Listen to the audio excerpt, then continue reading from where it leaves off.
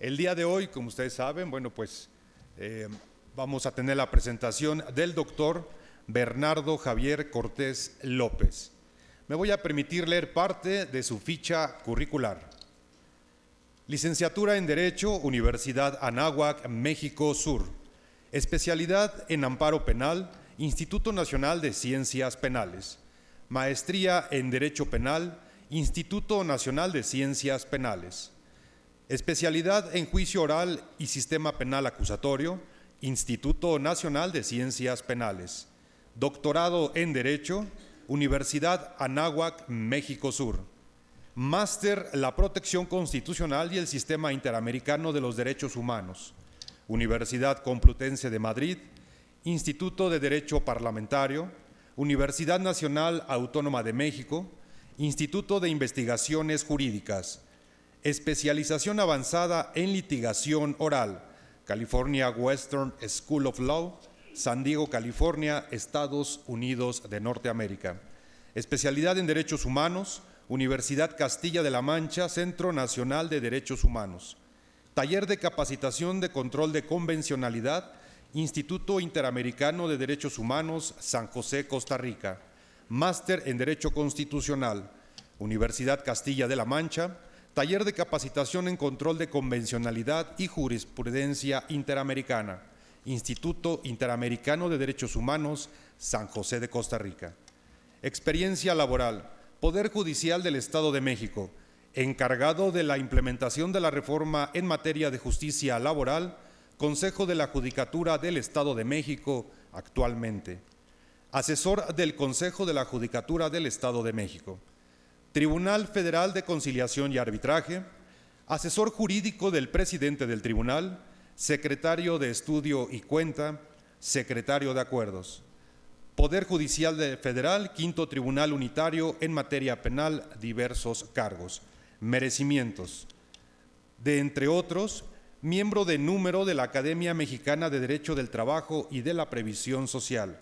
Coordinador de la planta docente del Instituto de Investigación y Capacitación del Tribunal Federal de Conciliación y Arbitraje. Facilitador en materia de derechos humanos laborales para la Comisión Nacional de Derechos Humanos. Capacitador del Plan Integral de Capacitación en materia de justicia laboral del Consejo de la Judicatura Federal en Chihuahua, Nayarit, Matamoros, Aguascalientes, Acapulco y Campeche. Integrante de los tribunales académicos para la aplicación de exámenes de grado en la especialidad de Derecho Laboral en el Instituto de la Judicatura Federal. Capacitador en la implementación de la reforma en materia de justicia laboral en los poderes judiciales locales de Guanajuato, San Luis Potosí, Aguascalientes, Durango, Zacatecas, Hidalgo, Michoacán, Puebla, Morelos, Tlaxcala y Nuevo León. Publicaciones. Última publicación, Cortés López Bernardo Javier, artículos 523-603, en Roel Hernández Lorenzo de Jesús, compilador, Ley Federal del Trabajo comentada, Tirán Loblanche, México 2019. Sin más, dejo en uso de la palabra al doctor Bernardo Javier Cortés López. Adelante, doctor. La verdad es que es muy grato estar de nuevo en casa. Hemos hecho una gira bastante ardua por varias entidades de la República, yendo a compartir, además de la experiencia del Poder Judicial de la entidad, que somos punta de lanza al momento.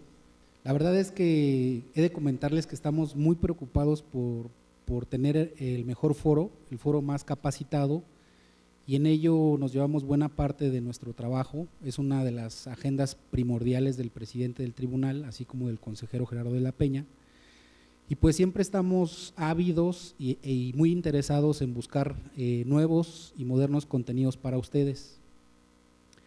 En un esfuerzo por lograr ello fue que diseñamos este seminario. A propósito de ello, fui invitado por la Universidad de Anáhuac, que es mi alma mater, a impartir una clase de compliance laboral. Y entonces le planteé este módulo o esta posibilidad al consejero de la Peña y me dijo, bueno, pues también estaría muy ad hoc que compartieras este tema tan pues novedoso de alguna manera pues con el foro, con nuestro foro de personas que han venido siguiendo la capacitación desde un inicio, y pues para todos ustedes preparamos la clase de hoy. El compliance laboral realmente es una figura relativamente novedosa y que bueno, previo a ello quisiera comentarles cuál va a ser la dinámica la temática de la clase, bueno, de la charla del día de hoy, y vamos a abordar por un esquema metodológico concretamente lo que es el compliance, los derechos humanos y el compliance, los derechos fundamentales y el compliance, la interpretación judicial, y veremos, si es que nos rinde el tiempo, un par o al menos un caso práctico, para que podamos ver cuál es la utilidad de esta nueva figura, pero sobre todo para que vayamos haciendo conciencia de cómo es que esta figura puede tener ciertas repercusiones sobre la actividad que preponderantemente se realiza en este poder constituido, que es la actividad judicial, y cómo es que esta figura del compliance va entrando en un contexto jurisdiccional de tutela judicial efectiva, y se puede llegar a materializar y puede ir a un tribunal o puede ir al ámbito del propio Estado, ¿no? Entonces, empezaremos por decir que el compliance surge como una figura que no significa otra cosa, es un anglismo como tal, pero no significa otra cosa que cumplimiento, o sea, evoca al cumplimiento. ¿Al cumplimiento de qué? Pues de cierta normativa, en principio nace en la materia fiscal en Uruguay y propiamente refiere a algunos, digamos, beneficios para las empresas que cumplan con la normativa de manera voluntaria, y entonces poder allegarse a adquirir algún beneficio.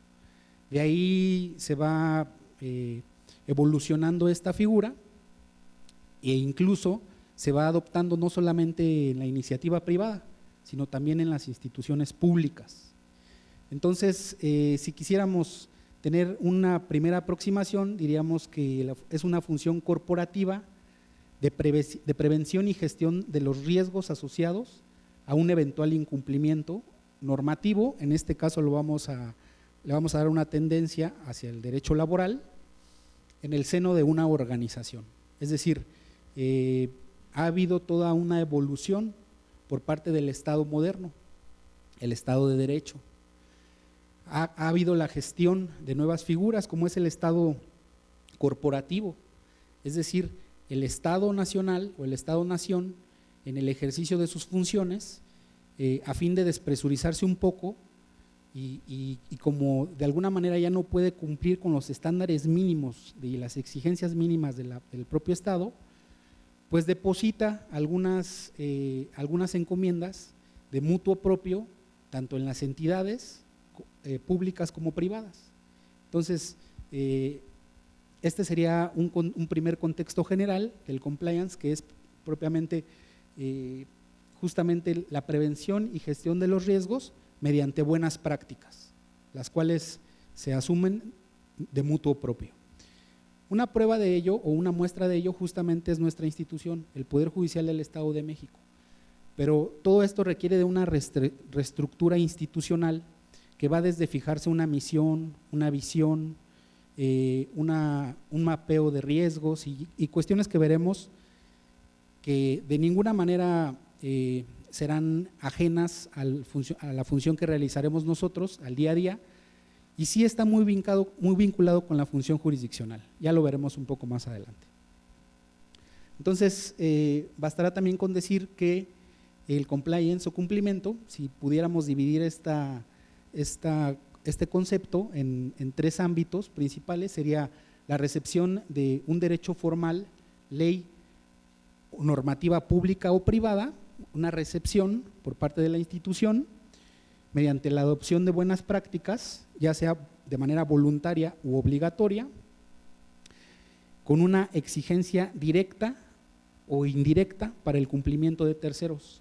Es decir, estas exigencias muchas veces no solamente se dan o se pueden dar al interior, sino también con motivo de estas buenas prácticas se puede requerir de terceros que también cumplan con estas prácticas para poder entender un modelo de negocios o para poder participar a lo mejor en una licitación pública. Será muy afable que la empresa que participe en esta licitación pública cuente con algunas certificaciones o modelos de gestión específicos que les provean algunas certificaciones ISO 9000, que es la adopción que hace México mediante normas oficiales mexicanas, y con ello gozar de una buena reputación por parte de la institución o de la propia empresa.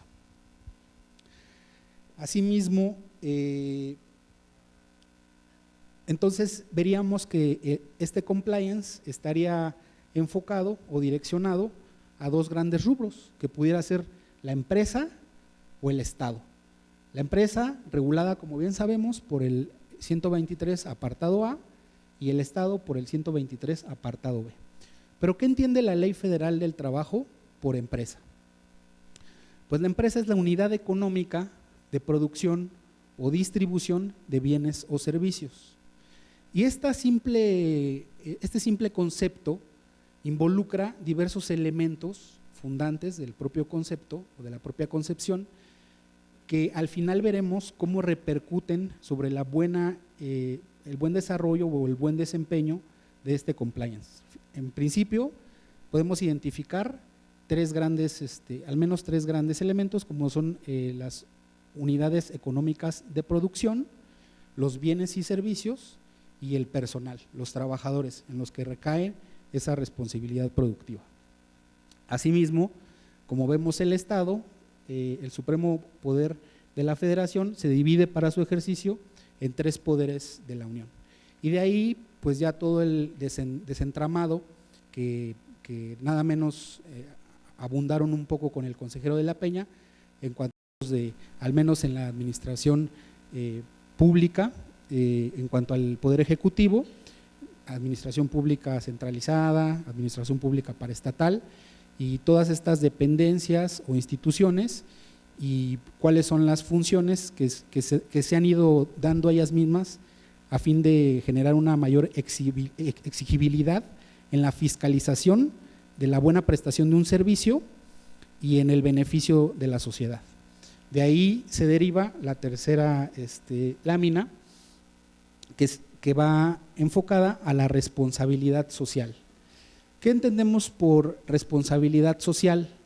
Sería entonces el cargo u obligación moral que resulta para un sujeto del posible error cometido en un asunto determinado, así tal cual lo refiere la Real Academia Española, que entonces es un cargo u obligación moral que resulta para un sujeto del posible error cometido en un asunto determinado. Por otro lado, Sergio García Ramírez, gran jurista mexicano y gran probo en materia de derechos humanos, refiere que es la posibilidad o necesidad de responder por determinados hechos en virtud de un título jurídico de imputación que vincula a la conducta con el responsable a quien se le atribuye la consecuencia jurídica. Entonces, este es en un marco general de la responsabilidad. Existe una acción o una omisión que recae en una persona, con motivo de esa acción, recae o se vuelve atractiva para la norma jurídica, lo cual provoca una responsabilidad o un resultado. Por otro lado, tenemos, como les decía, la evolución del propio Estado de Derecho ha ido pugnando por nuevas cualidades o nuevos modelos, como es el modelo de Estado corporativo. En muchas dependencias, en muchas instituciones públicas, en muchas empresas, ya pueden ver que son empresas socialmente responsables, que cuidan o verifican ciertos ámbitos mínimos de producción o de prestaciones de servicios con unos ciertos estándares mínimos. Para ello, en esta despresurización de las que les hablaba, el Estado se apoya del soft law, que son las reglas que se dan de carácter privada y que tienen su origen en los sistemas de mercado internacionales. Y por otro lado, el hard law, que es propiamente pues la norma rígida que va desde la Constitución, pero que en un ámbito de derechos humanos conocemos o hemos ido socializando a partir del bloque o parámetro de regularidad constitucional, la cual al involucrar un tema de derechos humanos rompe directamente el principio de normatividad lineal jurídica, es decir, de jerarquía normativa. Asimismo, será importante también comentar cuáles son los elementos fundamentales o elementos principales o cómo se configuran todas estas normas de carácter privado a las cuales se sujetan las empresas o las entidades públicas. Todas ellas participan de un mismo diseño o de un mismo modelo, con independencia que se trate de una norma ya adoptada así en México como de equidad, de igualdad de género o para prevenir alguna cuestión específica, alguna mala práctica específica, todas tienen el mismo contenido y tienen estos elementos constitutivos, parten de una misión o de una visión. El primer paso que debe de dar la institución es realizar este mapa de riesgos a fin de identificar en dónde están las posibles actividades que pueden generar un riesgo y a su vez una responsabilidad. Aquí viene un despliegue de eficientar las funciones para adoptar buenas prácticas y es importante también la sociabilización de la adopción de estos nuevos modelos. Asimismo, estas actuaciones recaen directamente en empleados, en proveedores y en clientes, ¿no? Podremos decir, a lo mejor en una institución pública no hay clientes, pero realmente el público receptor de un poder judicial pues son los justiciables, ¿no? Entonces, esto se puede aplicar a diversos ámbitos, como les comentaba, tanto público como privado. Para ello, ustedes podrán advertir en algunas instituciones, en algunas dependencias, Poder Judicial de la Federación, Poder Judicial del Estado de México, o en algunas instituciones o empresas particulares, la existencia de códigos de ética, que es en los cuales se depositan o se rigen o se norman estas buenas prácticas.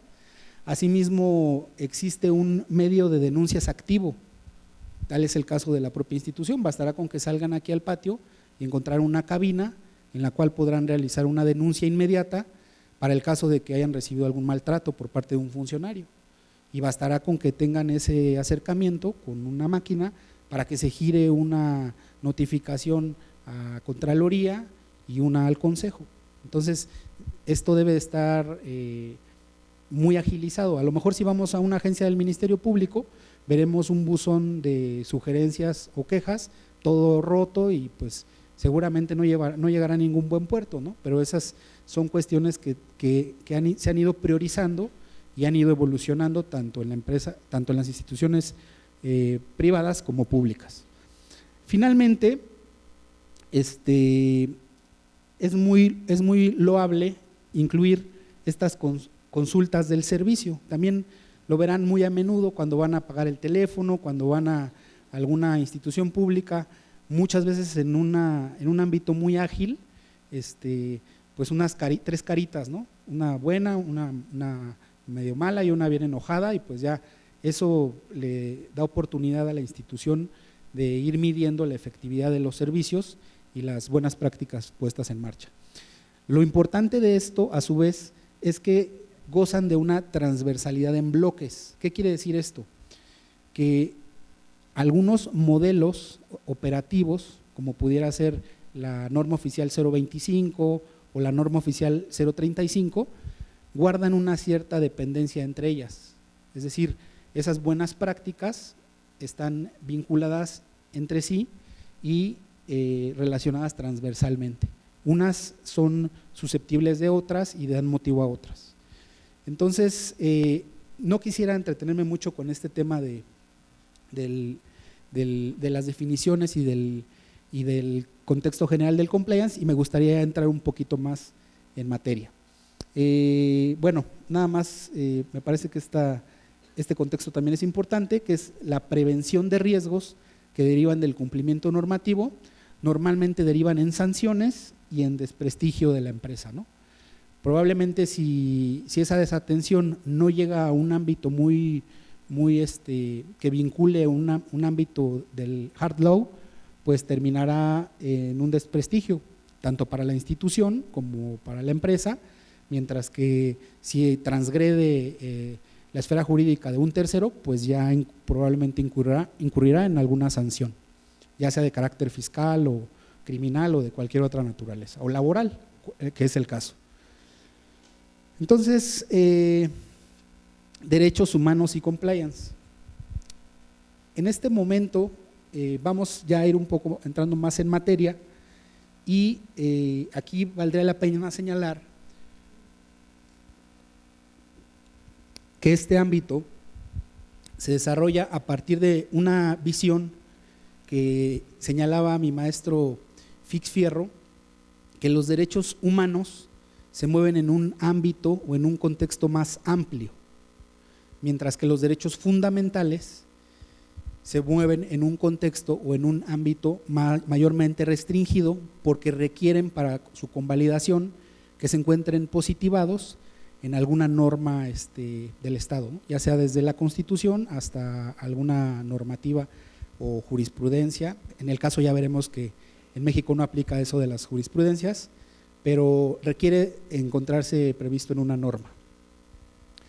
Entonces, los derechos humanos, como lo entendimos en las facultades de manera muy sucinta, se refieren a todos aquellos derechos inherentes a las personas por el simple hecho de serlo, y que gozan del elemento de la universalidad, lo cual, si bien es cierto, probablemente no se encuentren inmersos en alguna norma interna o externa, eso no implica que no puedan participar de una exigibilidad, ya veremos por qué, o de una justiciabilidad, también veremos por qué.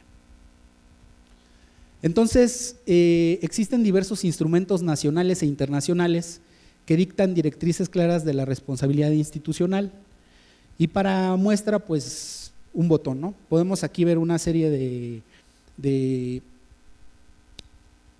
por ejemplo, de instrumentos como es la Declaración Tripartita de Principios sobre las Empresas Multinacionales, la Política Social de la OIT, el Libro Verde de la Unión Europea, la Iniciativa Infocus, norma ISO 2006 como guía de responsabilidad social, norma ISO 19600, sistema de gestión de compliance, norma ISO 31000, gestión de riesgo, nueva norma 37301, sistema de gestión de compliance, manual para empresas sobre ética anticorrupción y elementos de cumplimiento, y la norma 035, hoy tan en boga, que se refiere a los factores de riesgo psicosocial en el trabajo, identificación, análisis y prevención, mejor conocida como la norma antiestrés.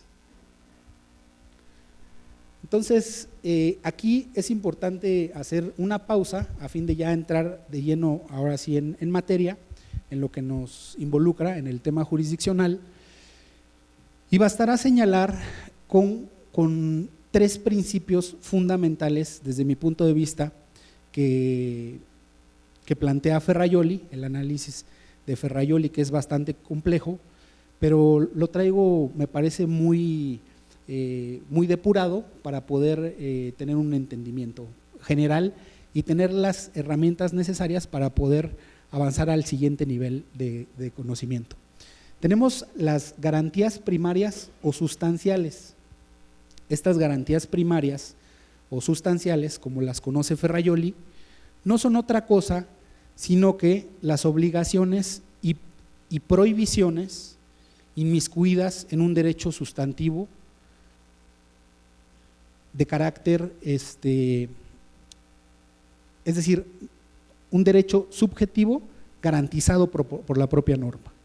Entonces, estas garantías primarias o sustanciales son las obligaciones o prohibiciones que vemos inmersas en una norma jurídica, por eso son de carácter subjetivo, porque son materializables por una persona y por lo tanto exigibles o garantizables por parte del Estado.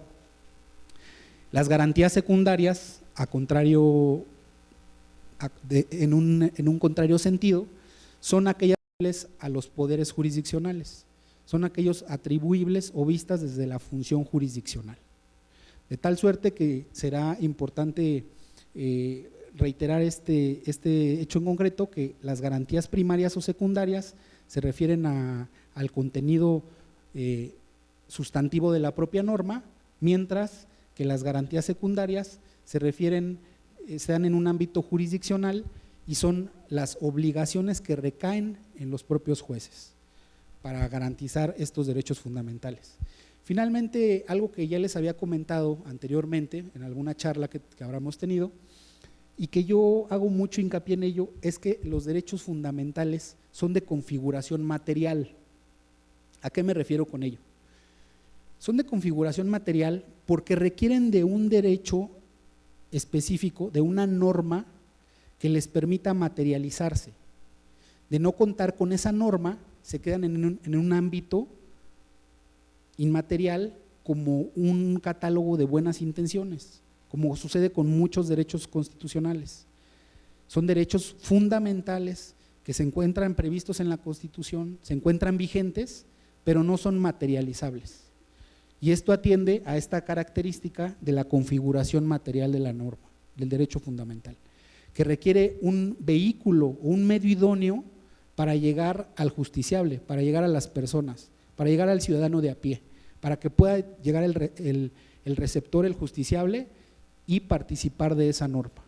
Si no, reitero, se quedan como un catálogo de buenas intenciones, como sucedió durante muchos años con muchos derechos, sobre todo de la materia laboral, que se mueven en el ámbito de los DESC, de los derechos económicos, sociales y culturales. Ahora bien, ya mencionábamos un poco respecto del Estado de Derecho, y aquí es importante señalar que este Estado de Derecho requiere, como les comentaba, de esta configuración material, que no es otra cosa que mecanismos de tutela conectados y enlazados de forma intrínseca. Es decir, son estos vehículos a los cuales me refiero, que en la experiencia al menos mexicana se ha ido configurando una institución jurídica conocida como la tutela jurisdiccional efectiva, de la cual ya abondaremos en un momento. Pero en principio, este Estado de Derecho requiere, para materializar los derechos sustantivos o las normas internacionales de contenido universal, de estos mecanismos de tutela, los cuales se participan entre sí y participan además de otros principios bajo un nuevo entendimiento de los derechos humanos laborales en un canal de comunicación de derechos humanos. Principio de legalidad y cumplimiento espontáneo. Aquí tenemos dos vertientes. Hay veces que se da en el día a día estas dos vertientes, que es el principio de legalidad, en la cual las autoridades tenemos un ámbito de actuación mucho más restringido, ya que solo podremos hacer lo que está establecido en la propia norma, mientras que los particulares o las personas morales como las empresas podrán hacer todo excepto lo que esté prohibido en la propia norma. Entonces, de ahí se deriva este principio, de este principio se deriva el cumplimiento espontáneo, que es al que del cual están participando tanto las empresas como las instituciones, que con independencia de que esté o no previsto su actuar en una norma, de manera espontánea o voluntaria, participan de estas buenas prácticas y cumplen con estas normas, a veces normas oficiales mexicanas o contenidos internacionales. El artículo 25.1 de la Convención Americana de Derechos Humanos, pues es un artículo ya muy sociabilizado, el cual establece justamente que toda persona tiene un derecho a un recurso sencillo, rápido o a cualquier otro recurso efectivo ante jueces o tribunales competentes que la ampare contra actos que violen sus derechos fundamentales reconocidos por la Constitución, la ley o la presente convención, aun cuando tal violación sea cometida por personas que actúen en ejercicio de sus funciones oficiales. ¿Sale? Hablando de buenas prácticas, habrá que tomar nota de ello para ir dando seguimiento puntual. Artículo primero, párrafo tercero de la Constitución Política de los Estados Unidos Mexicanos.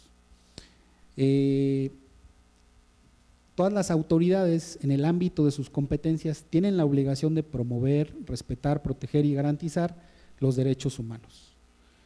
De conformidad con los principios de universalidad, interdependencia, indivisibilidad y progresividad, en consecuencia, el Estado deberá prevenir, investigar, sancionar y reparar las violaciones de derechos humanos. Esto lo hemos escuchado muy a menudo, ya de pronto un poco hasta trillado en varios discursos, siempre el Estado tiene el derecho y no sé qué.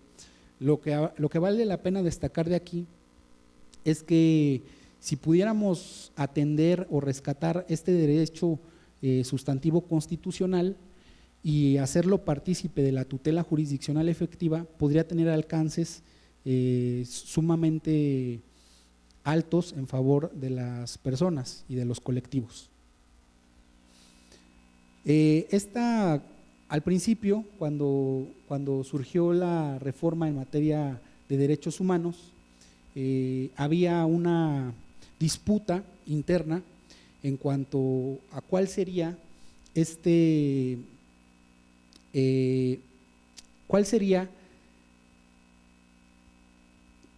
instancia que prevé el propio artículo 25 a la cual pudiera acudir el justiciable. Entonces, este criterio jurisprudencial establece que es el juicio de amparo. El juicio de amparo en México, como no contamos con un tribunal de constitucionalidad al cual se puedan referir de manera directa las violaciones a derechos humanos, entonces esta facultad se le atribuye al Poder Judicial de la Federación y lo habilita para conocer de esta instancia, para conocer de derechos humanos a través de la vía de amparo.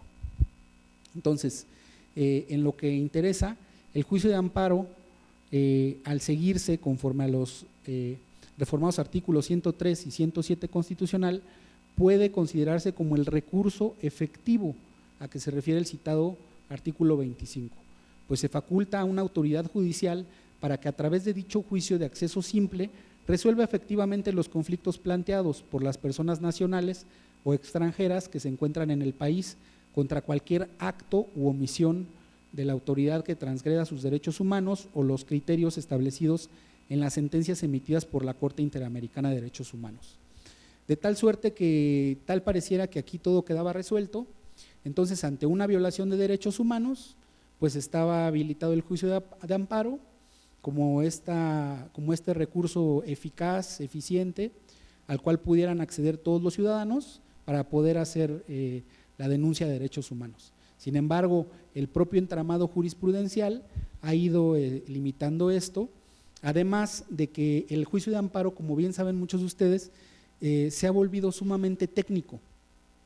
Entonces, tal parece que se ha ido ampliando las causales de improcedencia, lejos de agilizar una efectividad del mismo. Es decir, cada vez es menos viable que sea procedente una demanda de amparo. ¿Por qué? Porque las causales de improcedencia se han ido cerrando, se han ido restringiendo y han hecho un juicio de amparo bastante técnico, de poca accesibilidad.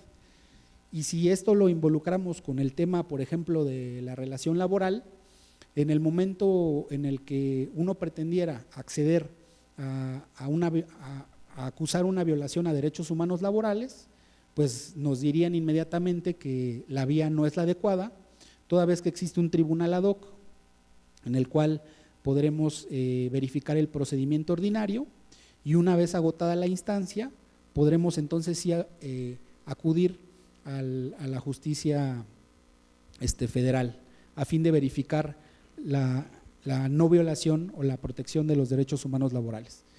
Las áreas de acción, concretamente, en cuanto al rol del Estado, el Estado es garante de la fiscalización del ámbito privado. Tiene esta encomienda. En la materia laboral la lleva a cabo a partir de los inspectores laborales. Muy en detrimento esa institución, desafortunadamente, o esa área específica, pero esta área de acción es una obligación con la que cuenta el Estado, de ser garante de la fiscalización del entramado de los derechos humanos laborales en el ámbito privado. Y en cuanto al ámbito estatal, la efectividad de los derechos económicos, sociales y culturales, conocidos como DESC, dentro de los cuales se encuentra el derecho laboral. ¿Qué son los derechos programáticos? ¿Alguien sabe qué son los derechos programáticos?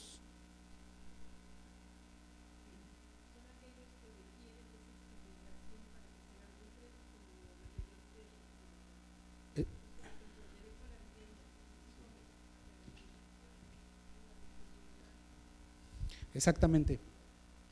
De manera muy acertada lo comenta. Justamente esta era una cosmovisión que tenía la Corte respecto de los derechos programáticos, porque como recordarán anteriormente, la Constitución la dividíamos en dos grandes rubros, en un apartado dogmático que considerábamos que englobaba las mal llamadas garantías individuales, y en otro gran sector que era el apartado orgánico. A partir de la reforma constitucional en materia de derechos humanos, esa cuestión se refresca, y entonces la Constitución se entiende como un todo, lo cual permite que cualquier derecho que se encuentre previsto dentro de la Constitución pueda ser reclamable o judicializable, que es justamente lo que hace favor de aclarar la doctora. Entonces, esto es importante entenderlo porque anteriormente, o en la cultura anterior, había ciertos derechos que no eran judicializables, no podíamos acceder a ellos a través de algún medio de defensa ni constitucional ni legal. ¿Qué sucedía si acudíamos, como bien comenta la compañera, a demandar por la vía del amparo algún derecho previsto en el apartado orgánico de la propia Constitución? Pues simplemente nos señalaban que era un derecho programático no judicializable, y entonces hasta ahí se quedaba la cuestión. Y como les comentaba, teníamos un catálogo muy importante de buenas intenciones.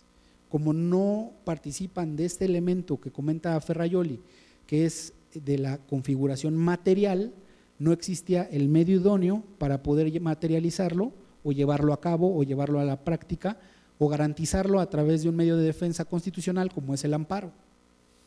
Entonces, ahora una de las cuestiones que cambia con este nuevo entendimiento o este nuevo modelo de derechos humanos justamente es que estos derechos se vuelven judicializables. ¿Y cómo es?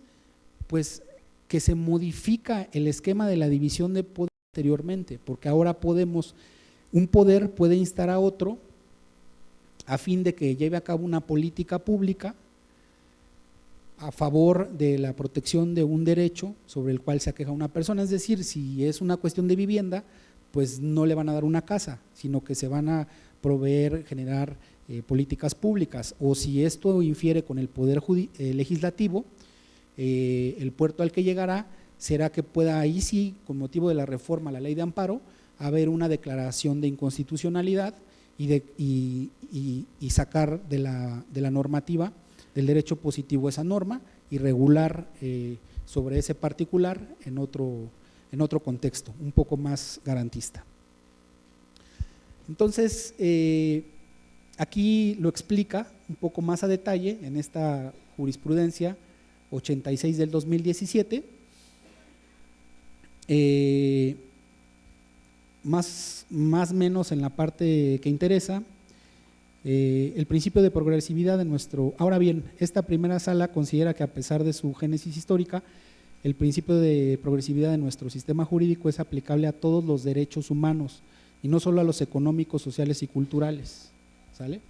Entonces esto va redimensionándose y se van generando estos cambios paradigmáticos que permiten transitar a otros modelos, en este caso derechos humanos, y ya veremos cómo se involucran los derechos laborales en este ámbito y concretamente el compliance como tal. El rol del Estado como garante del derecho cuenta con estos dos obligaciones previstas en la Convención Americana de Derechos Humanos: el deber de adoptar disposiciones de derecho interno. Si el ejercicio de los derechos y libertades mencionados en el artículo 1 no estuviera ya garantizado por las disposiciones legislativas o de otro carácter, los Estados partes se comprometen a adoptar, con arreglo a sus procedimientos constitucionales y a las disposiciones de esta convención, las medidas legislativas o de otro carácter que fueren necesarias para hacer efectivos tales derechos y libertades. Por otro lado, en relación al derecho progresivo, que veíamos hace un momento en el ámbito jurisdiccional o en el desarrollo jurisprudencial, establece en el artículo 26 de dicha convención que este es derecho vigente para México, naturalmente. Los Estados partes se comprometen a adoptar providencias tanto a nivel interno como mediante la cooperación internacional, especialmente económica y técnica, para lograr progresivamente la plena eficacia de los derechos que se derivan de las normas económicas, sociales y sobre la educación, ciencia y cultura, contenidas en la Carta de la Organización de los Estados Americanos, reformada en el Protocolo de Buenos Aires, en la medida de los recursos disponibles por vía legislativa u otros medios apropiados. En este bloque de materias va inmersa la materia laboral. Por ello, es de interés para nosotros. La jurisprudencia interamericana. ¿Qué dice la jurisprudencia interamericana al respecto? Caso González y otras, Campo Algodonero, una jurisprudencia interamericana que fue un referente para México, el cual motivó el cambio paradigmático de muchas instituciones jurídicas que hoy podemos ver materializadas en sendas tesis jurisprudenciales.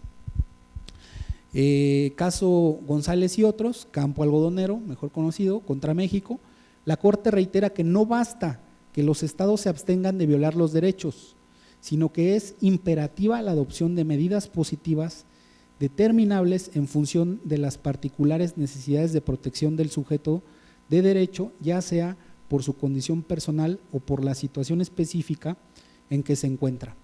Este es derecho vigente conforme al parámetro de regularidad constitucional en México. ¿Cuál es el problema? El problema es que no ha habido una sociabilización adecuada. El problema es que debido a la interpretación jurisprudencial que ha dado la Corte, se ha ido cooptando el ejercicio de control de constitucionalidad y convencionalidad difuso que hacen los juzgados de primera instancia o los tribunales terminales, juzgados o terminales tribunales, como son las juntas de conciliación y arbitraje. Y entonces el ejercicio que realizamos de estos controles es única y exclusivamente por relevo, a través del cumplimiento de ejecutorias, a través de jurisprudencia vigente del Semanario Judicial de la Federación.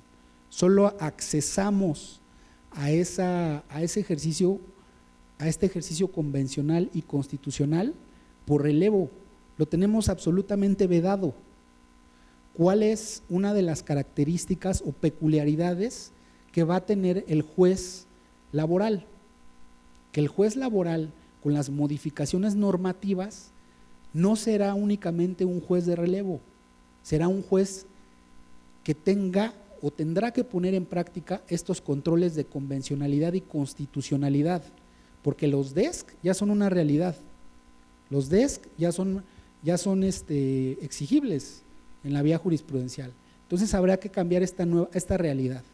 Que no lo entienda así, difícilmente va a poder llevar a cabo el ejercicio de una audiencia, la protección de un derecho, difícilmente va a poder emitir una sentencia apegada en un contexto de derechos humanos laborales.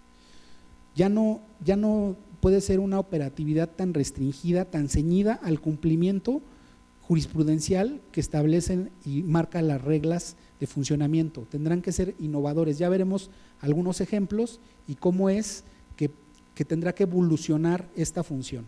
Ya no van a ser personas que digan el derecho, no necesariamente ahí. El estándar que se marca en el ámbito internacional es mucho más elevado. Muchas personas ven con lejanía esto, dicen, esto a mí de qué me importa, yo con que gane mi asunto, con que la verdad me paguen bien mi juicio, eso no me interesa. Pero lejos de eso habrá que cambiar esta visión, porque este es derecho vigente, pero tal pareciera que tenemos una venda en los ojos que no nos permite ver esto, pero esto es derecho vigente al día de hoy. Entonces, Velázquez Rodríguez contra Honduras, fondo, sentencia de 29 de julio del 88, serie C, 160, párrafos 165 y 167. ¿Alguien que me pueda hacer favor de la lectura?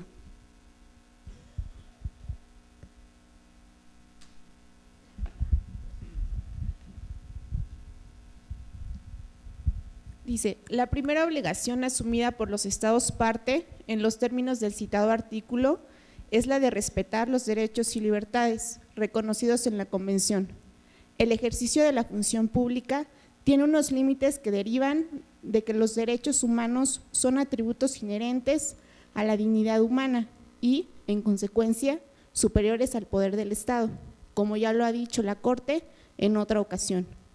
La obligación de garantizar el libre y pleno ejercicio de los derechos humanos no se agota con la existencia de un orden normativo dirigido a hacer posible el cumplimiento de esta obligación, sino que comparta la necesidad de una conducta gubernamental que asegure la existencia en la realidad de una eficaz garantía del libre y pleno ejercicio de los derechos humanos. Pues ya ven.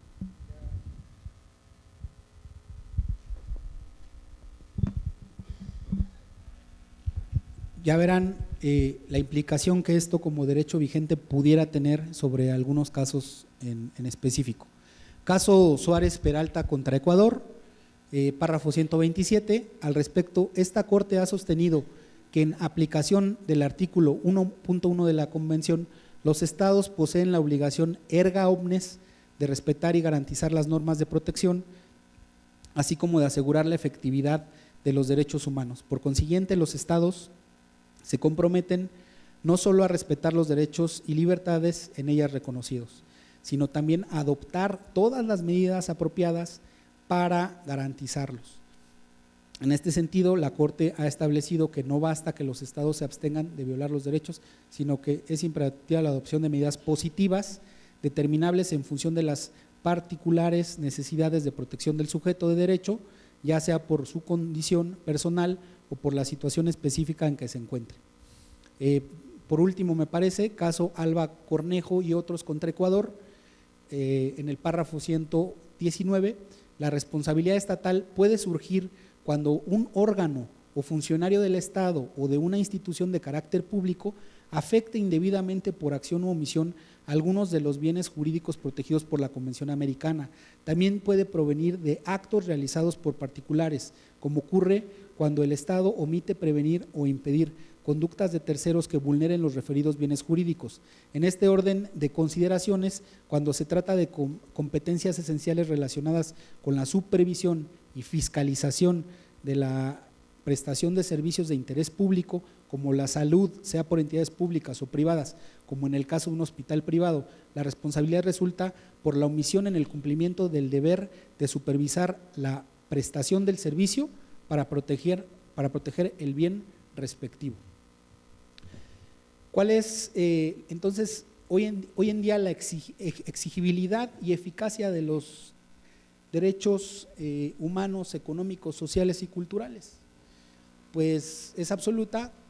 Simplemente traigo a colación esta jurisprudencia para no ahondar de más. Es Lagos del Campo contra Perú, excepciones preliminares, en el párrafo, en el punto resolutivo quinto, el Estado es responsable por la violación al derecho a la estabilidad laboral reconocido en el artículo 26 de la Convención Americana en relación con los artículos 1.1, 1.3, 8 y 16 de la misma, en perjuicio del señor Lagos del Campo en los términos del párrafo tales, ¿no? Entonces, aquí valdría la pena hacer un pequeño alto en el camino y establecer un fenómeno que está ocurriendo al día de hoy en el sistema jurídico mexicano. El sistema jurídico mexicano hoy transita por dos vías interpretativas que coexisten y generan una cierta afinidad forzada, porque realmente atienden a diversas naturalezas. En primer término, tenemos el uso, un poco ya cayendo, digamos, en cierto desuso, un uso cayendo en desuso, o una práctica cayendo en desuso, del silogismo jurídico, tal como lo entendimos en las facultades. Nos refiere un hecho, un derecho, una prueba o respaldo, el ejercicio de subsunción o la adecuación del hecho al derecho, y en un ejercicio lógico, la conclusión. Es decir, si ese derecho, más bien si ese hecho se adecúa a ese derecho en específico y resulta relevante para el sistema jurídico mexicano y puede tener una repercusión o puede dar motivo a una condena o a una absolución, en su caso, la cual pronuncian los jueces, que tienen la facultad para decir el derecho. Sin embargo, uno de los elementos característicos de este tipo de ejercicio jurisdiccional es justamente los efectos de las resoluciones. En este contexto, los efectos de las resoluciones solo se dan en dos vías, condenatorias y absolutorias. No hay no dan motivo a una colaboración mayor o mayúscula por parte del juzgador, simplemente se condena a tal y se absuelve a tal, se condena a tal y se absuelve a tal. Este diálogo comunicativo judicial no permite o no es accesible con el modelo de constitucionalidad, el cual se advierte o se entiende, se escudriña a partir de principios, no de leyes, de principios que llevadas en abstracto, o sea, al caso en concreto, pueden tener una interpretación mucho más amplia o pueden dar lugar a otras manifestaciones desde las propias resoluciones, como pueden ser alguna recomendación, como ya veremos un poco más adelante. Disposiciones administrativas sancionadoras, condiciones para la validez constitucional de su aplicación en relación con el principio de tipicidad. Tarea de subsunción en el primer proceso de aplicación de la norma mediante el denominado silogismo de determinación de la consecuencia jurídica, que conlleva la constatación de los hechos, la interpretación del supuesto de hecho del texto normativo, la subsunción de los hechos en el supuesto fáctico y la determinación de la consecuencia jurídica. No me van a creer, pero lo más o de las cuestiones que son de más llamar la atención, que muchas personas que llevan a cabo el ejercicio judicial no logran entender al menos este canal de comunicación. Entonces arriban a determinadas resoluciones de manera dogmática, es decir, se condena porque sí, o se condena, por lo tanto se presentó la demanda y por lo tanto se condena, pero ni siquiera media un ejercicio lógico del más básico rigor, como es el modelo de Toulmin, que es ni siquiera nos adecuamos a esto, ya sea para un acuerdo o para una resolución, que tendría que ser cuestión más básica que debería de haber en este modelo del cual ya nos estamos desprendiendo para bien de los justiciables. Ahora viene el canal de comunicación constitucional que permite accesos más plurales, más garantistas, y que se basa o se lleva a cabo de acuerdo a un test de proporcionalidad en sentido amplio, en principio de cuentas, y en sentido estricto. ¿Alguien sabe cuál es el test de proporcionalidad en sentido amplio? ¿Alguien lo ha escuchado ahora? ¿O alguien sabe cómo aplica esto? Esto lo vemos a diario en las ejecutorias, a diario. ¿Cómo aplica este test de proporcionalidad en sentido amplio?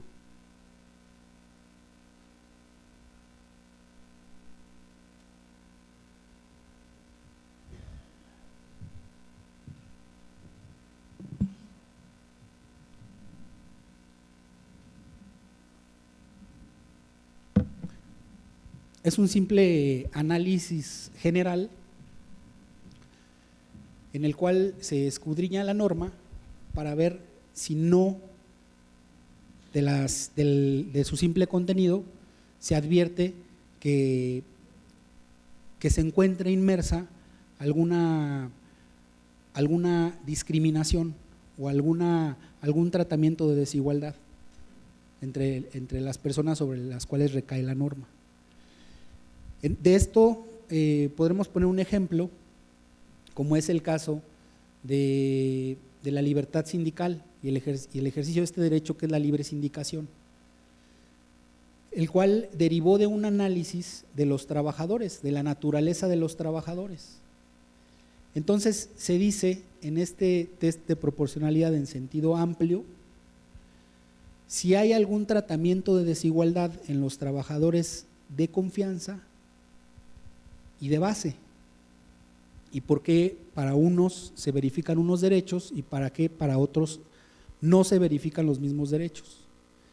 ¿Pasa o no pasa ese estándar o ese test de proporcionalidad en sentido amplio?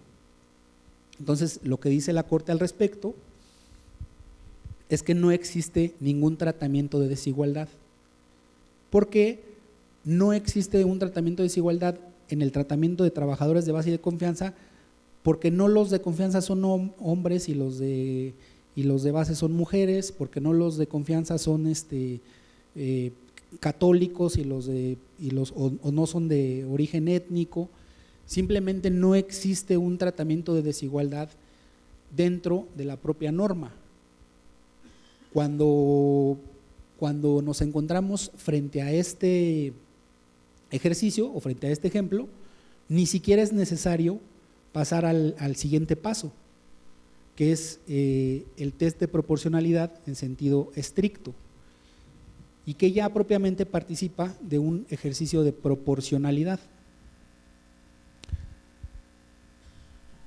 Examen de idoneidad de la medida legislativa. Aquí este criterio jurisprudencial, esta tesis aislada, es bastante ejemplificativa al respecto.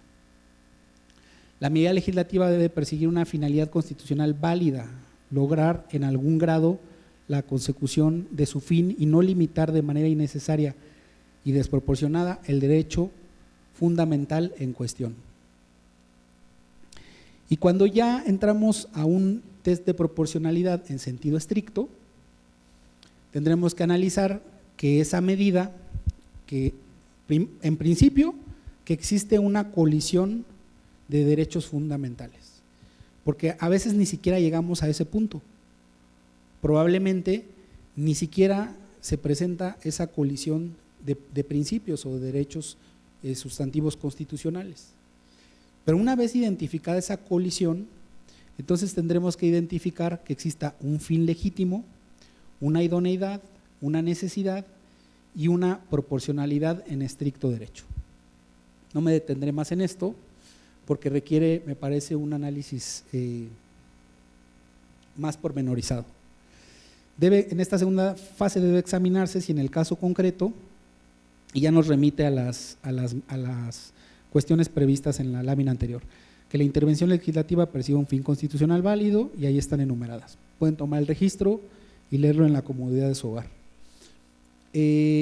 Modificaciones paradigmáticas en derechos humanos que fueron necesarias para poder transitar a este nuevo modelo paradigmático y que necesariamente tendrán que ser observadas bajo este nuevo modelo de justicia laboral. El primero de ellos, causa de pedir. Y este es un ejemplo de ciertos fenómenos que se acaecieron en el minuto 2 que se publicó esta reforma. Como bien saben, la Suprema Corte de Justicia es un órgano político, el cual emite ciertas resoluciones que se configuran en jurisprudencia como fuente formal del derecho y que de alguna manera necesitan cuidar el impacto de las resoluciones que ellos emiten a partir de las jurisprudencias, porque esto puede generar, de no ser debidamente cuidado, un desorden social o un caos social. Entonces, con la entrada en vigor de este nuevo modelo de justicia en derechos humanos, al no tener un tribunal de constitucionalidad y considerando que había una actuación por parte de los juzgadores ex oficio de control de convencionalidad y constitucionalidad, pues las personas empezaron a promover amparos de manera deliberada y decir, ¿sabes qué? Pues fueron violados mis derechos humanos laborales, conforme a toda la normativa internacional que ha celebrado México. Entonces, eso iba a desorbitar el modelo de impartición de justicia. Entonces, ¿qué se dice en el primer criterio? O en uno de los primeros criterios que se publican al respecto, que se emiten al respecto. Causa de pedir. Tú me vas a tener que decir, al menos, hay que tener cuidado con esto porque todo esto ya lo vamos a llevar a cabo desde una primera instancia. Entonces, son reglas básicas de los derechos fundamentales. Amparo directo en revisión es imprescindible cuando solo se atribuye al Tribunal Colegiado de Circuito la omisión de analizar de manera oficiosa los tratados internacionales. La parte en concreto, en tal sentido, en consecuencia, la sola circunstancia de que al resolver el problema de constitucionalidad o convencionalidad planteado en la demanda, el Tribunal Colegiado omita realizar un análisis oficioso de los tratados internacionales de los que es parte el Estado, no da lugar a estimar procedente el recurso de revisión, aun cuando se aduzca que en aquello se tutela un derecho humano. Porque esto no puede ser de manera, digamos, desmedida. Está bien que, sobre todo en la materia laboral, existe una suplencia en la deficiencia de la demanda, es correcto, pero no será suficiente con decir que se violaron en mi perjuicio todos los derechos humanos laborales previstos en todos los convenios. Habrá que tener un análisis muy puntual y muy concreto sobre esta cuestión de la causa de pedir. Control difuso de la convencionalidad, su aplicación de naturaleza subsidiaria o complementaria del sistema jurídico mexicano. Esto pues prácticamente seguimos en ciernes de entender propiamente o entender a cabalidad. Escuchamos muchas veces que control de convencionalidad, que control de constitucionalidad, que difuso, que concentrado, que confuso. ¿Qué es eso? ¿Realmente a qué se refiere? ¿Quién hace el control de la constitucionalidad difuso? ¿Quién concentrado? ¿Cómo lo hace? ¿Cuándo lo hace? Bastará con decir que de un análisis jurisprudencial se encontró que ambas figuras en un punto llegaban a converger y eran cuestiones que se encontraban vinculadas de sí. Es decir, el control de constitucionalidad difuso consiste, a lo mejor ya lo han escuchado hasta el cansancio, lo han leído en diversos libros, no estará mal que se los comente una vez más. El control de la constitucionalidad difuso lo realiza cualquier autoridad que lleve a cabo una función jurisdiccional con independencia de su competencia, y tiene como consecuencia la inaplicación de una norma que considere, ya sea que es contraria a la Constitución, o la aplicación de una norma probablemente de origen exterior o internacional que prevea un mayor beneficio. Ahí estamos en el ámbito del control difuso de la convencionalidad. De la constitucionalidad es cualquier autoridad puede dejar de aplicar una norma y aplicar otra, porque considere que esta es contraria a la Constitución. Hasta ahí llega el límite. El único que puede hacer una declaratoria de inconstitucionalidad son los tribunales del Poder Judicial de la Federación y evidentemente la Corte. Los otros tribunales o incluso autoridades que realizan funciones jurisdiccionales y que no dependen del Poder Judicial pueden llevar a cabo estos controles, simplemente dejar de aplicar una norma. Nunca lo he visto, no sé si ustedes sí, yo nunca lo he visto. ¿Cómo sí se hace? En cumplimiento de una ejecutoria, por relevo, como les comento. Entonces, una de las principales paradigmas que rompe esta reforma laboral es esa, justamente que los jueces que participan de este nuevo modelo de justicia laboral tendrán que romper este paradigma y emitir resoluciones y emitir sentencias apegadas a este nuevo modelo. ¿Por qué? Porque las inclusiones legislativas que permiten este transitar ya están ahí depositadas, ya no hace falta que lo entendamos, ¿no? Siguiente punto. El control de convencionalidad, obviamente difuso, pues será no aplicar la norma, aplicar una norma externa sobre la interna por considerar que garantiza un mejor derecho sobre las personas. Esto cuando se hace únicamente en la práctica, en cumplimiento de ejecutorias o cuando así lo dice la jurisprudencia. ¿Cómo se resuelve hoy en día? Oye, mira, me llegó un asunto así más o menos, pues a ver, búscate una jurisprudencia ahí que más o menos diga eso, ¿no? Y ahí se empiezan a buscar. Y que en el rubro ahí más o menos diga, a lo mejor tú lees la ejecutoria, que es lo que realmente la sentencia, lo que funda el criterio, y ves que no tiene nada que ver, ¿no? O conforme a las reglas de validez de la propia jurisprudencia, ni siquiera es un argumento de autoridad. A lo mejor es un argumento que se pueda tomar como referente, pero no en él fundar una resolución. Incluso ya ni siquiera muchas veces, bueno, llegamos a ver resoluciones que ya ni siquiera participan de manera formal de la ley, ya está todo basado en puras jurisprudencias. 3 renglones conforme a tal jurisprudencia y esto conforme a tal jurisprudencia. Estamos haciendo unos masacotes a veces de resoluciones que poco tienen que ver con el verdadero sentido de la impartición de justicia. Y no lo digo a nivel, lo digo a nivel personal, vaya, y lo digo a nivel académico y a nivel país, ¿no? O sea, esa es a nivel sistema jurídico mexicano, ¿no? Parámetro de regularidad constitucional, otra figura que sigue sin entenderse. ¿Qué es el parámetro? ¿Qué es el bloque? ¿Qué es eso? ¿Qué es eso? A ver, alguien que me pueda decir qué es así, abuelo de pájaro. Sin pena, hombre.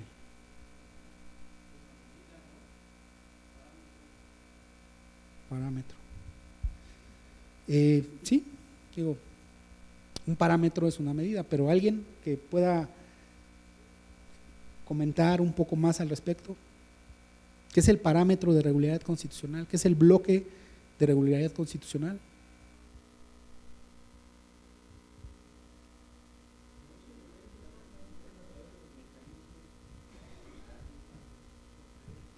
Que no se violenten los mecanismos a través de la norma, los derechos a través de la norma. Ok. ¿Alguien por allá había comentado algo? Sí.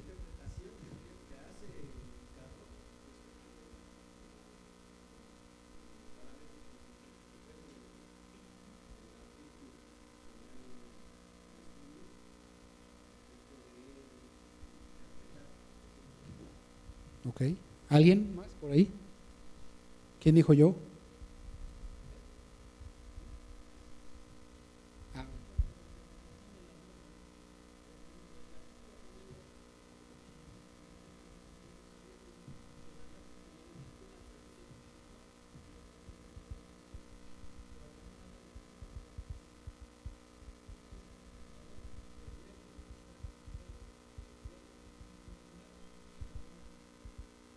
Ok, muy bien, muy bien. ¿Iba a comentar algo usted?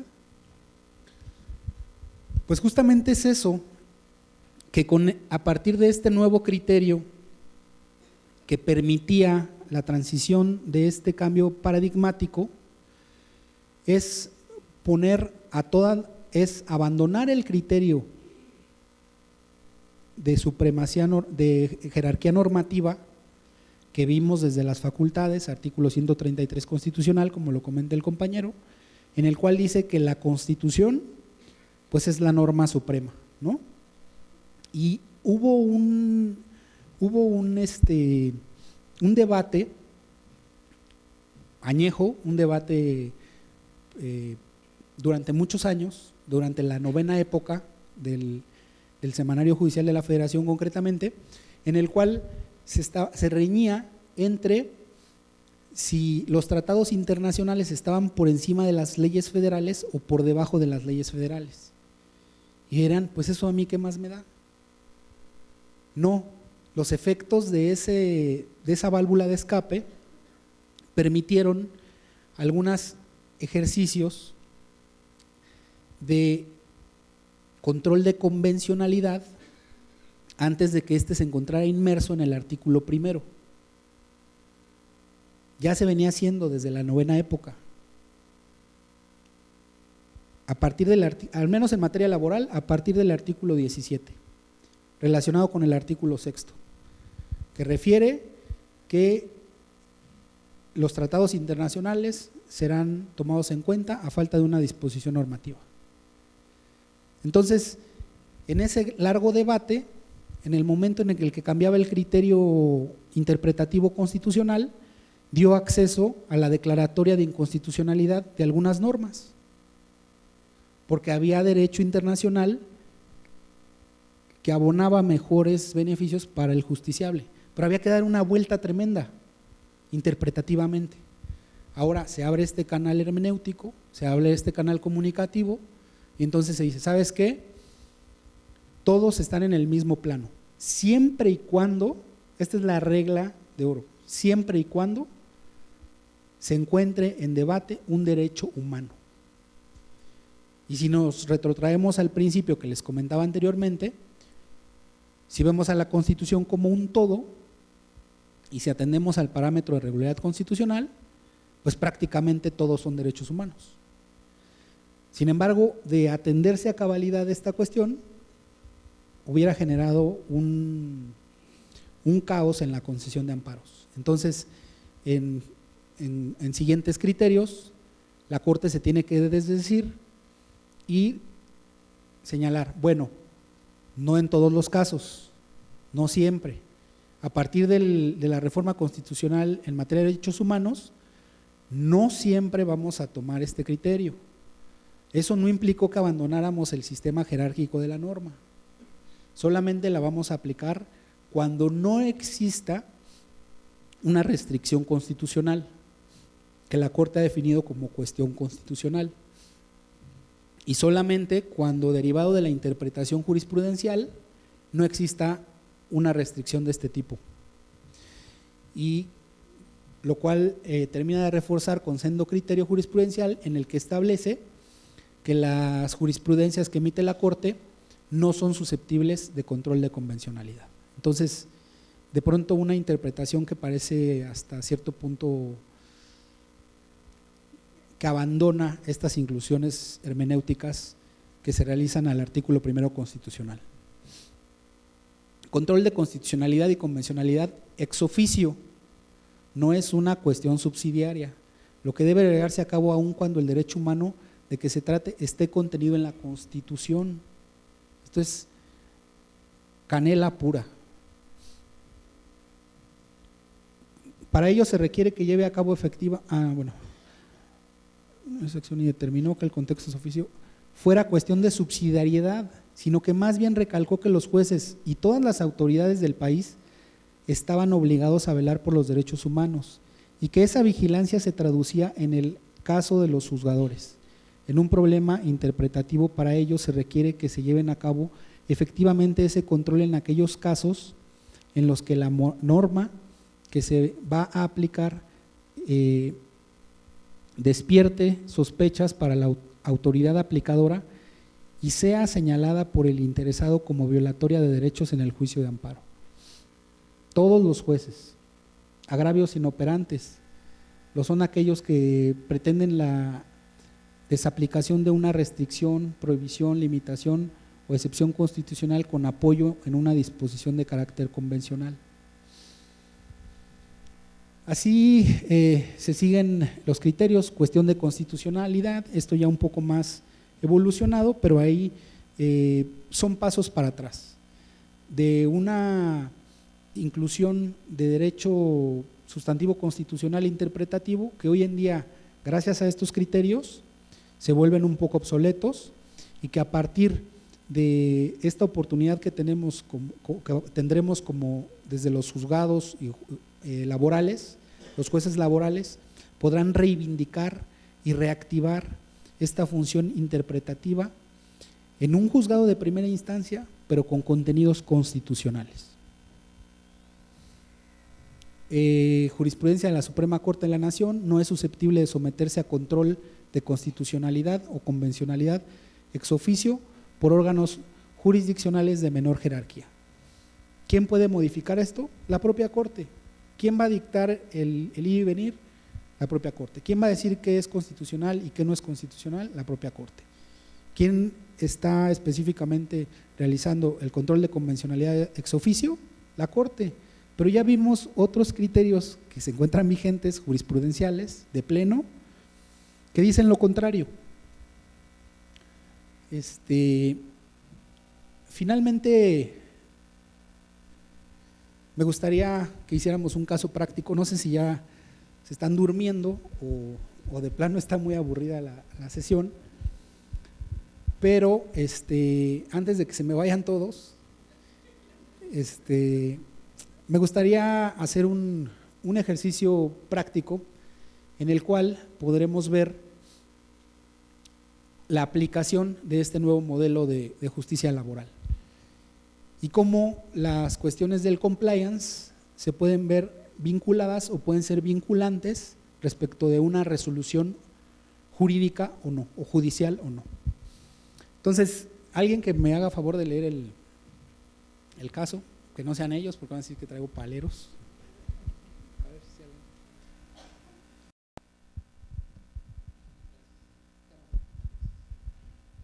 La empresa Colb S.A.D.C.B., que cuenta con las certificaciones 19.600 y 37.001, decide rescindir la relación laboral con el trabajador Juan Pérez, quien incurrió en comentarios ofensivos y discriminatorios en contra de una compañera de trabajo en Facebook, llamándola zorra, prostituta, haciendo alusión a su condición de mujer en una forma despectiva, fuera del horario laboral.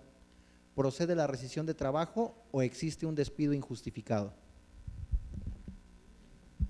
Muchas gracias. Ahí le hubieran puesto una línea, eso de, se escucha muy feo. Nada se hubieran dicho ofensas, ¿no? ¿No? A ver, entonces, un trabajador, que esto es algo que ocurre el día a día, ¿no? Todo el mundo tiene acceso a un teléfono con internet, todo el mundo tiene acceso a Facebook, todo el mundo tiene acceso a Twitter. Entonces, se propinan estas ofensas en un horario fuera del horario de trabajo y esto suscita la rescisión del trabajo Y la pregunta sería, ¿existe o no existe un despido injustificado? ¿Alguien que quiera decir su opinión? Por favor.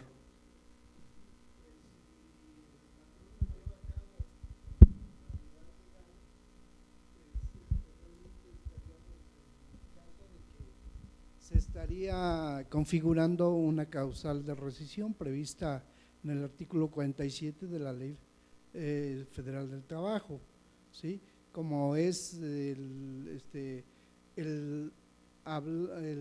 agredir a un compañero, a un trabajador, puede ser dentro de la empresa o fuera de la empresa. Entonces, si esto, pues, el patrón por ese motivo lo comprueba y decide rescindirlo, pues no sería injustificado, sino se estaría configurando realmente una causal de rescisión para un despido justificado. Ese es mi punto de vista personal, pero obviamente en la práctica le puedo comentar que es muy difícil veces probar ya en juicio este tipo de irregularidades, porque pues conlleva que hay que llevar veces testigos, otros medios de prueba que muchas veces no se llegan a perfeccionar o que no se logra el cometido, como es el caso de los testigos, porque hay veces que pues son testigos que en el momento del desahogo de la prueba se ponen nerviosos o deciden pues no declarar realmente lo que ellos conocieron o se enteraron.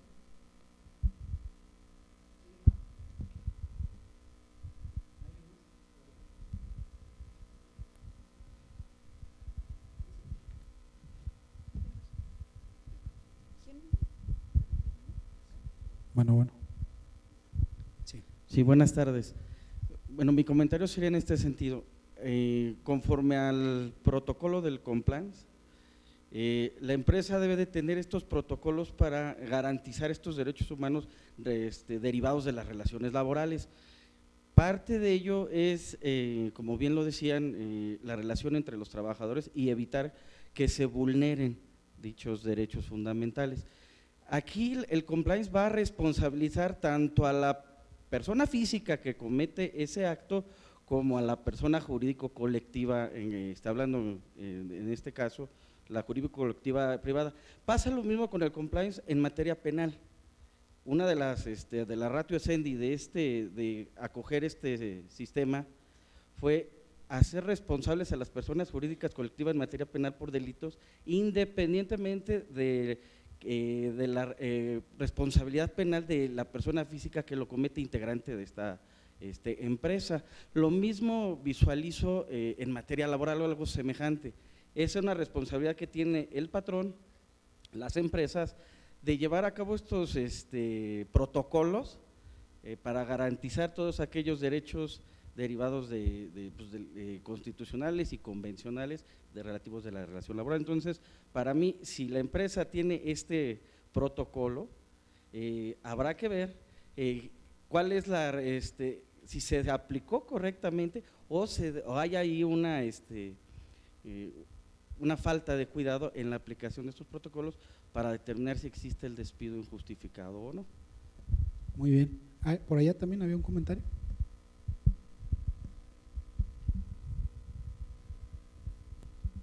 Gracias. Bueno, me queda claro que en este caso específico cae en el apartado A del 123, por lo tanto la ley aplicable es la Ley Federal del Trabajo. En este caso, una de las obligaciones de los trabajadores es conducirse con respeto hacia sus demás compañeros. La Ley Federal del Trabajo también establece que queda prohibido todo acto de discriminación por razón de sexo, género, en este caso caería en el género. Y también, como lo decía el compañero, la Ley Federal del Trabajo en su artículo 47, fracción 2, establece que es causal de rescisión los amagos, injurias y malos tratamientos hacia el patrón, compañeros de trabajo o demás personas que concurran a una fuente de trabajo. Entonces, en este caso, se actualiza una causal de rescisión en beneficio de, que el patrón puede invocar por tratarse de una cuestión de discriminación, de incumplimiento de una norma laboral y por haber incurrido en magos, injurios y malos tratamientos. Entonces yo considero que en este caso sí procede la rescisión de contrato con causa justificada, aun y cuando el medio por el cual se determinó la responsabilidad del trabajador fue una red social, porque incluso las pruebas que actualmente dispone la Ley Federal del Trabajo, dentro de ellas se establece que también este tipo de tecnologías hacen prueba plena para acreditar la justificación de la causal. Sí, y respecto de lo que comentábamos previo a ello, previo a este ejemplo, en relación al modelo de interpretación jurídica del silogismo jurídico, si les tocara ser jueces y este supuesto se los plantearan a ustedes, bajo este esquema, ¿cuáles serían los efectos de la resolución? ¿Podrían ser restitutivos? ¿O simplemente se ceñirían a la convalidación o no del despido? ¿O cuáles serían los alcances? A ver, primero por orden, acá levantó la mano y ahorita vamos para allá, por favor.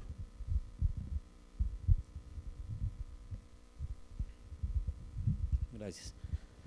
Yo creo que procede la rescisión de trabajo, pero siempre y cuando se lleve a cabo un procedimiento administrativo dentro de la empresa.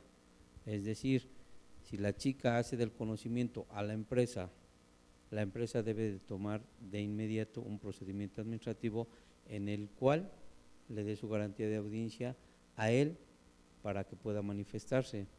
En cuestión de probanzas, pues basta y sobra con lo que se está manifestando ahí, ¿no? Es en un Facebook, ella puede dar los datos en donde precisamente el compañero se refiere a ella con esas palabras. De ahí viene la causal que maneja el 47, ¿sí?, de la Ley Federal del Trabajo, y entonces se rescinde.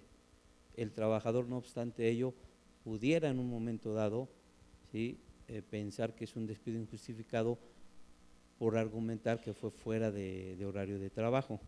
Sin embargo, el juzgador debe de atender, de acuerdo a lo que estamos viendo, a que efectivamente él incurre en una causal de rescisión que específicamente viene en la Ley Federal del Trabajo. De esa manera sería correcto. Si no lo hizo la empresa, tal vez sí pudiéramos estar frente al despido injustificado, porque no se ha acreditado esa causal de rescisión. Muy bien. Por allá había otro comentario. Primero levantaron la mano allá. Vamos por orden, ¿sí? ¿Les parece? Por favor. Bueno, yo vi que fue allá primero.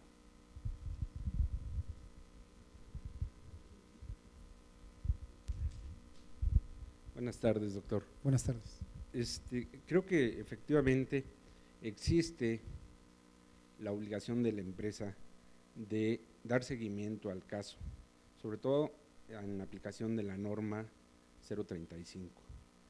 No obstante que llegue a determinar que se haga la rescisión sin responsabilidad para la empresa, también considero que debe de tomar en cuenta otras situaciones, como es el daño psicológico que puede haber sufrido y actualizar los protocolos que establece la norma. Entonces, creo que eso es lo que debería de hacer, ¿sí?, una empresa responsable. Gracias. Muy bien. Por acá creo que había otro comentario, ¿no? Por favor. Y por allá otro. Va llegando el señor consejero de la Peña.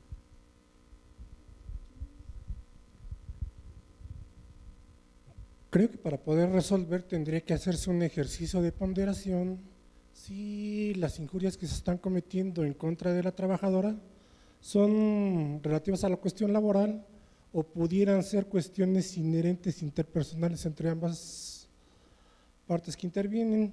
Si es los insultos en relación a la cuestión de trabajo, el despido sería justificado. Si son relaciones netamente interpersonales, tendría otra vía idónea la trabajadora para hacerlas valer. Ok, ¿alguien por allá? Bueno, No sé el orden, pero ahí se ponen de acuerdo, por favor. Allá. Buenas tardes. Buenas tardes. Debemos de considerar primero que Facebook es una plataforma digital en donde el administrador acepta una serie de condiciones. Una de las principales es de que él como administrador acepta la amistad de otro usuario, ¿sí? Y son amigos entre comillas. Número 2, es un conflicto entre particulares en donde la empresa no tiene nada que ver. Finalmente, sí puede haber un delito en cuanto al trato que da la persona hacia la mujer, pero también debemos de considerar que existe una libertad de expresión limitada en el Facebook porque son las condiciones con las cuales todos participan. Ok, por acá, bueno, acá y creo que por allá. Por favor.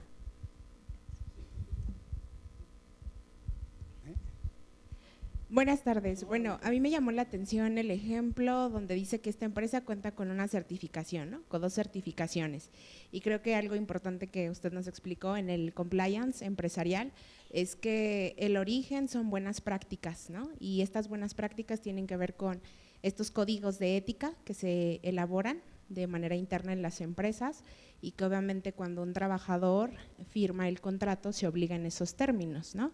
Para eso la empresa diseña los famosos PNOs o programas normalizados de operación, o en este caso los protocolos. Entonces todo el personal queda sujeto a, ¿no?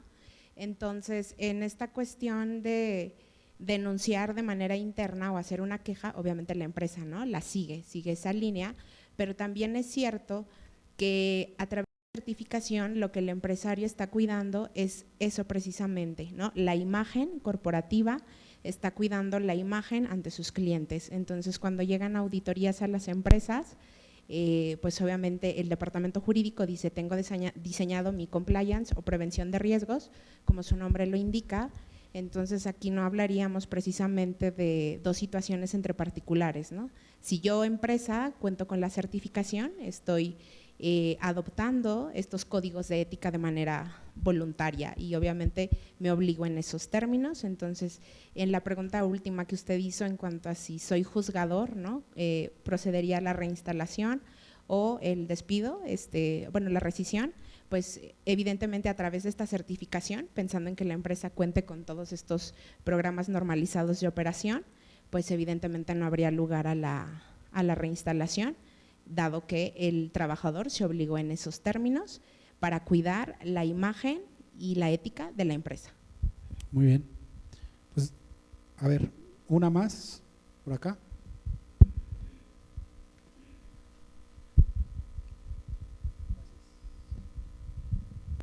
Solamente en abono de la compañera que ya yo coincido con su criterio, precisamente la norma, la certificación 19600 del 2014 refiere en ese sentido el compliance laboral, es el cumplimiento de todas las actividades, toda la normativa en beneficio de precisamente de que la empresa se obliga también a hacer cumplir tanto a sus trabajadores como a ellos mismos, como la empresa propia, a hacer buenas prácticas. Luego entonces todo el núcleo laboral está integrado precisamente en realizar esas buenas prácticas, y si no lo hacen también están en su contrato ya previamente establecido al contratarse o al adquirir la certificación, aceptan precisamente los trabajadores y los patrones, en este caso, aceptan las reglas en ese sentido de cumplir estrictamente la ley laboral. ¿Es cuánto? Muy bien, aquí la cuestión sería establecer, o sea, evidentemente conforme lo que explicamos en la primera parte de la sesión, en el aspecto ontológico, cuando definimos el compliance, vimos los elementos básicos y vimos que todas las empresas deben de tener, o bueno, los que se acogen a estos procedimientos, estas certificaciones, pues fijan una misión, una visión, y parte de las repercusiones que pueden tener las malas decisiones o los riesgos que implican, pues son justamente que se pueda pervertir ¿cómo se llama? La propia visión que se tenga de la empresa, ¿no? Entonces, la pregunta a mí me parece, llevada hasta aquí, sería, ¿cuáles pudieran ser desde esta nueva visión de comunicación de justicia laboral que planteamos los efectos de la resolución? ¿Habría que acudir a ciertas medidas cautelares para poder frenar en todo caso el perjuicio que se esté llevando en perjuicio de la compañera trabajadora?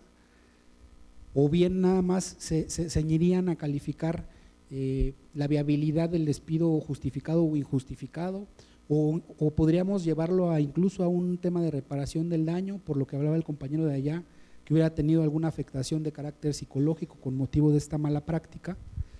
Entonces, como vimos, estamos frente a un nuevo canal de comunicación en vía constitucional, en la cual se parte a partir de principios constitucionales, que llevadas al ejercicio, al abstracto, pueden llegar a convivir distintos principios, y estos principios a su vez son protectores. Los efectos de la resolución desde el modelo arcaico del silogismo jurídico, pues nada más es condena o absuelve. Sin embargo, desde una visión constitucional, los efectos de la resolución pueden ir un poco más allá, previendo en todo momento la protección de los propios derechos de las personas que se ven involucradas en esa controversia, ¿no? Entonces, aquí tenemos lo que dice la jurisprudencia española, que ha condenado los comentarios sexistas e irrespetuosos a compañeros de trabajo, y al respecto el Tribunal Superior de Justicia de España resolvió respecto a este juicio en concreto que ha calificado la procedencia de la rescisión laboral en aquellos casos en los que existían comentarios o manifestaciones ofensivas publicadas en cualquier medio. De manera preventiva, las empresas pueden incluir en su normativa interna, a través de las normas éticas o códigos de conducta, que es lo que veíamos previo al mapeo de riesgos, protocolos para prevenir y combatir el acoso laboral. ¿Y qué nos dice el artículo 47 de la Ley Federal del Trabajo? Son causas de rescisión de la relación de trabajo sin responsabilidad para el patrón, engañarlo, el trabajador o en su caso el sindicato que lo hubiese propuesto o recomendado con certificados falsos o referencias en los que se atribuyen al trabajador capacidades, aptitudes, facultades de certeza. Esta causa de rescisión dejará de tener efectos después de 30 días de presentar sus servicios el trabajador. ¿Existe alguna causal del derecho, en el derecho mexicano? Ya vimos que en el derecho externo sí, en el derecho español sí. Sin embargo, aquí la cuestión sería identificar o definir si las normas de compliance a las cuales se hayan sometido o hayan adoptado las empresas o las instituciones públicas son de carácter vinculante al momento de llevarlas a un juicio o no. Me parece que todavía no llegamos a eso en el derecho interno, en el derecho mexicano. Sin embargo, necesariamente esa tendrá que ser la tendencia, ¿no? Por mi parte sería todo, no me restaría más que agradecerles y pues reiterarme a sus órdenes. Poder judicial